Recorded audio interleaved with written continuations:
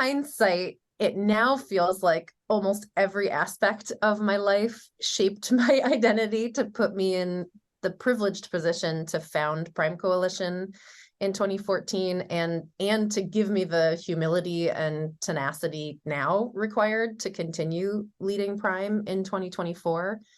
To be born in the rural Northeast United States in the mid-1980s with a competitive identical twin in an Irish Catholic household that put more emphasis on community service and the pursuit of leisure than it did on professional achievement.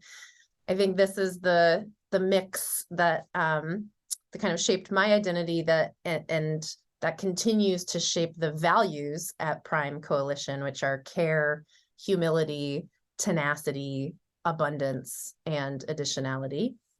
But if I had to pick one defining moment that set me on this unique path, among the many, many serendipitous Prime shaping moments that came after it, it has to be the moment that I heard the phone that was hanging on my parents' kitchen wall ring on a Saturday afternoon in May of 2003.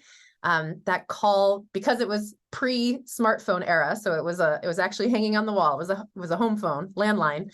That call was coming in from someone that I had never met and I had never heard of, but over the past 20 years has not only kind of become a grandfather figure to my children, but he shows me with every step that he takes what conviction looks like in action. And his name is Arunas Chisonis.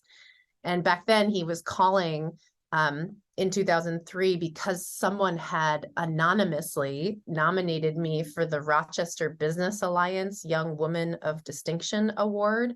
And so I still have no idea who to thank for originally setting me on this path toward Prime. But Arunas had founded a telecom company called Paytech in 1998, which Ernst & Young named as the second fastest rising technology company in North America in 2003. And that was the year that I was graduating from high school. And so Arunas was a business celebrity in Western New York at that time and had been invited to serve as a celebrity judge on the selection committee for this nerdy high schooler award. And he was calling my home phone to offer me an internship at Paytech after seeing this nomination form. And I told him I already had my waitressing job lined up for the summer, but he offered to pay me more. And I told him that I would, of course, love to do the work if I could leave by 4 p.m. to make it to my other job on time. So Arunas is a trial by fire kind of manager. So at 18 years old, he had me setting up a buying consortium with other clients of the Blackstone Group. He had me hosting corporate events at the company's chalet at the PGA Tour in Rochester. And he had me help set up the company's corporate social responsibility employee matching platform. And so at the end of that summer internship, he sat me down. He said, I think my company is going to go public around the time you graduate from college. My wife, Pam, and I care deeply about energy and climate change, and we're hoping that you'll help us set up our family foundation. So I was 18. I had no idea what going public meant. I didn't really know what Arunas was talking about when he said energy and climate issues. And I certainly didn't know what a private foundation was, but I knew that I already loved his family, especially his wife, Pam. And I knew that this type of opportunity was kind of a once in a lifetime for someone like me. And so he, in fact, was right. Paytech was acquired by Windstream, a public company, in 2007 when I was graduating from college. And I had studied finance and accounting at the University of Virginia's Commerce School just so I could be in a position to do the work with the Chisonis Family Foundation when I graduated.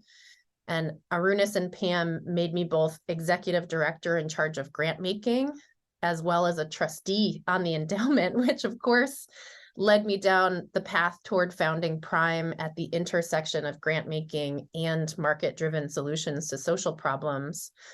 But I think more importantly, like providing talented, promising people with an opportunity to thrive and build that they may not have otherwise had access to. I think this is where my crystal clear vision of additionality comes from. It is my own story of being plucked from obscurity, and I'm kind of like desperate to make it happen for other people, both on an individual basis and also in a very macro sense, by doing what I can to stop one of the most catastrophic thieves of opportunity in human history, which of course is our collective climate emergency.